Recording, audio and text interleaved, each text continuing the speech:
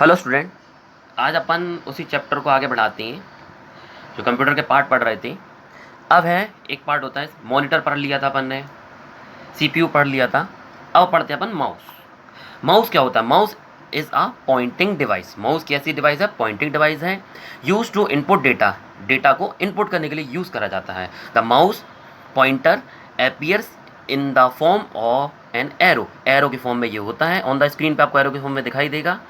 The arrow is used to points the objects. Mouse has 1, 2 और 3 button. Mouse में 1 भी होते हैं बटन, 2 भी बटन होते हैं और 3 भी बटन भी होते हैं। ठीक है, 1 और 2 तो होते हैं और 3 भी बटन होते हैं। बटन ऑन इट, इस पर होते हैं। You can click the mouse button to select the particular object. हमें कोई भी चीज़ अगर सेलेक्ट करना है तो किसका यूज़ करते हैं? हम माउस का यूज़ करते हैं। इसका नेक्स्ट पार्ट कौन सा है?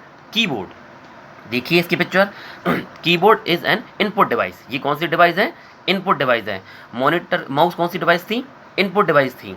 तो कीबोर्ड क्या है? इनपुट डिवाइस है with various type of keys. इसमें बहुत सारी कीज होती हैं।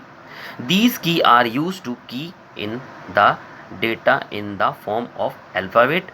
अल्फ़ाबेट के नंबर्स में होती हैं, नंबर्स में भी होती हैं, सिंबल में भी होती हैं, एक्सेट्रा और भी होती हैं। ठीक है, alphabet, numbers, symbols and etcetera into the computer.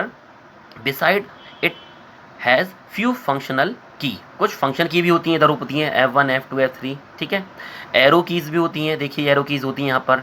Delete की भी होती है, एक्सेट्रा।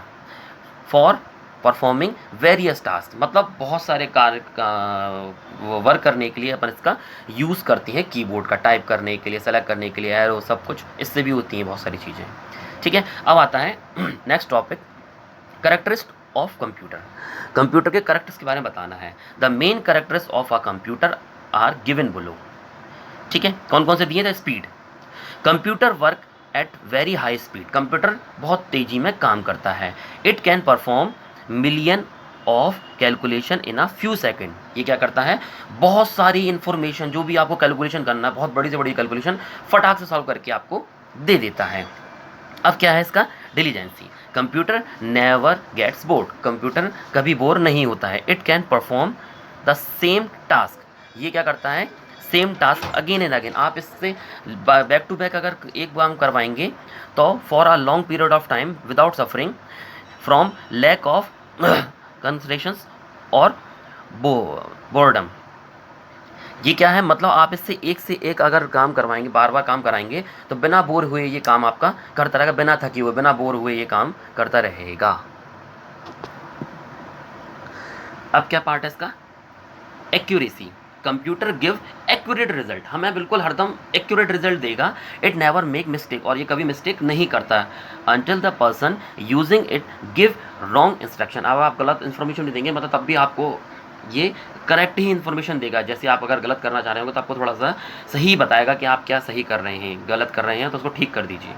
ठीक है, अब आते हैं नेक्स्ट टॉपिक है वर्सिलिटी। ठीक है, वर्सेटिलिटी मतलब मीन्स होता है इसकी, computer can perform the wide variety of jobs from solving sums and designing spacecraft. मतलब वर्सिलिटी मतलब बहुत इसकी बहुत सारे काम कर सकता है। आप जॉब में भी यूज़ होता है, डिज़ाइनिंग में भी यूज़ होता है, स्पेसक्राफ्ट में भी यूज़ होता है। मतलब आप अधिकतर से अधिकतर जगह इसका यूज़ करते ही हैं कंप्यूटर का।